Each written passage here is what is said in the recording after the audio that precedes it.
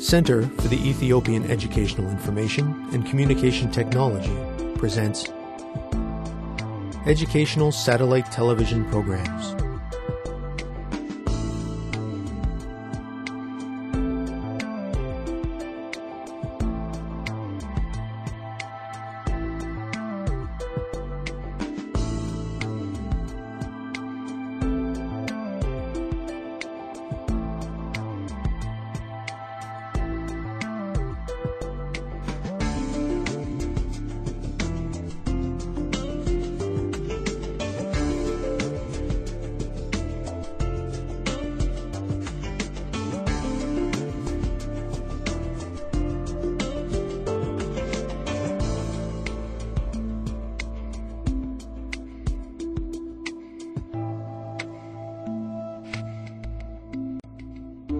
Hello, teacher. Hello, students. Welcome to today's lesson on the distribution of state power in Ethiopia. In our last lesson, we learned about the difference between our constitutional rights and constitutional obligations.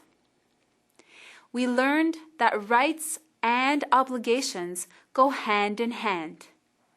And we discussed that rights are exercised within a culture of tolerance. It is necessary to tolerate diversity within a democracy because everyone has the right to free expression and equality. In this lesson, we will focus on the distribution of state power in Ethiopia.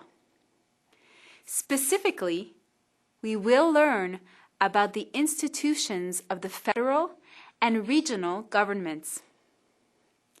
We will discuss how the devolution of power from the federal government to the regional government creates a system of checks and balances.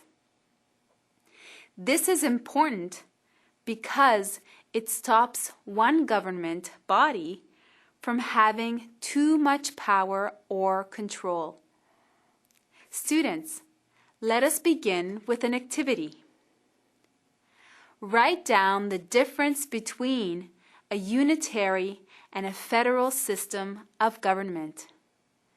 Then, write down reasons why a country might choose to have a unitary government and reasons for other countries to have a federal system.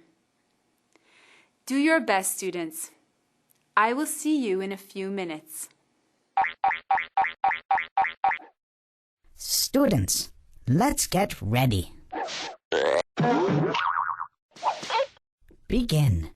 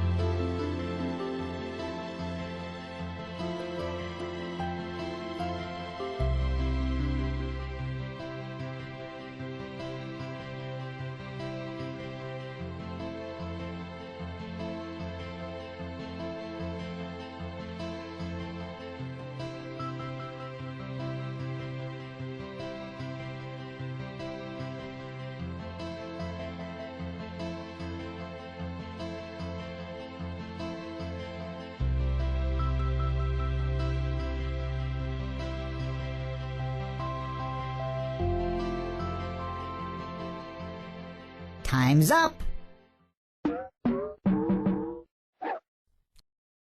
Let's get back to our lesson. Hello again, students. I hope this was a useful exercise to review what you know about different systems of government. A unitary government means that the power is centralized. Most unitary governments in the world monopolize power in the hands of the executives at the center. However, there are a few democratic unitary governments, such as the government of the United Kingdom. A federal system, on the other hand, is one in which power is distributed between a central or federal government and regional governments. Unitary governments work when there is homogeneous society. In a country like Ethiopia, however, a federal system is more suitable. This is because Ethiopia is composed of culturally heterogeneous or diverse groups. The federal system allows different groups to retain their cultural uniqueness. Were your answers similar, students? If so, well done. Now that we know that a federal system distributes power between a centralized government and regional governments, I have another question for you. According to what criteria are federations organized? Please write down your answers. Students, let's get ready. Begin.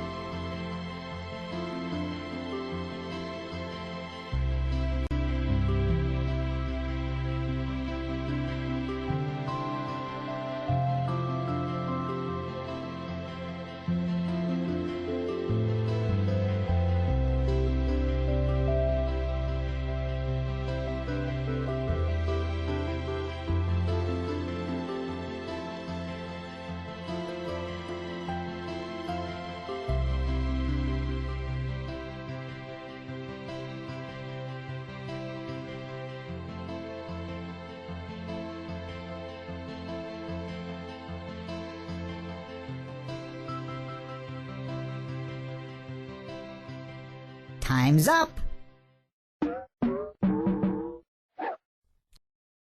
Let's get back to our lesson.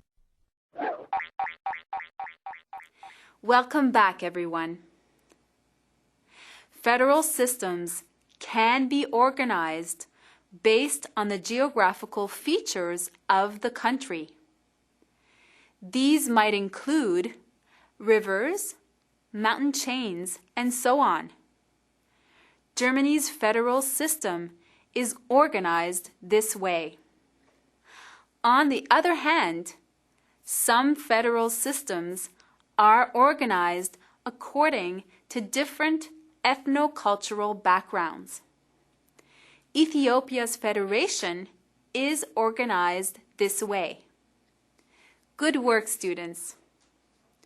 One of the main advantages to the way that Ethiopia's federal system is organized is self-determination.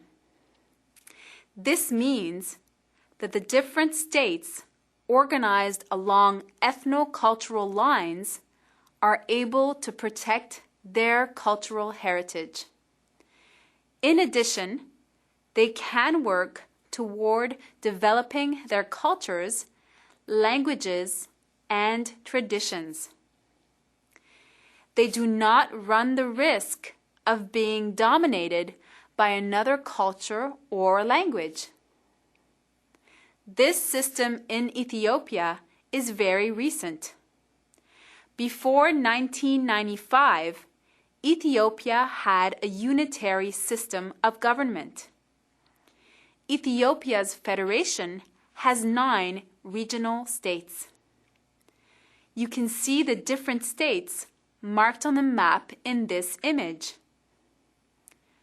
The federation works according to a devolution of power. Students, please write down a definition of devolution. Students, let's get ready. Begin.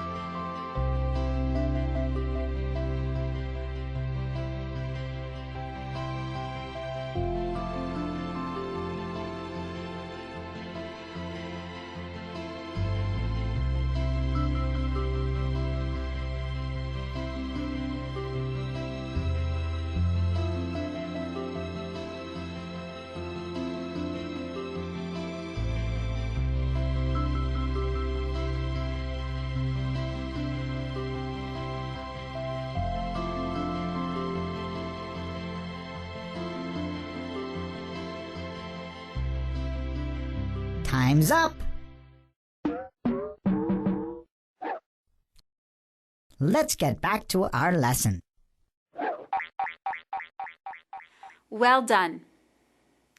The word devolution means the transfer of power to a lower level.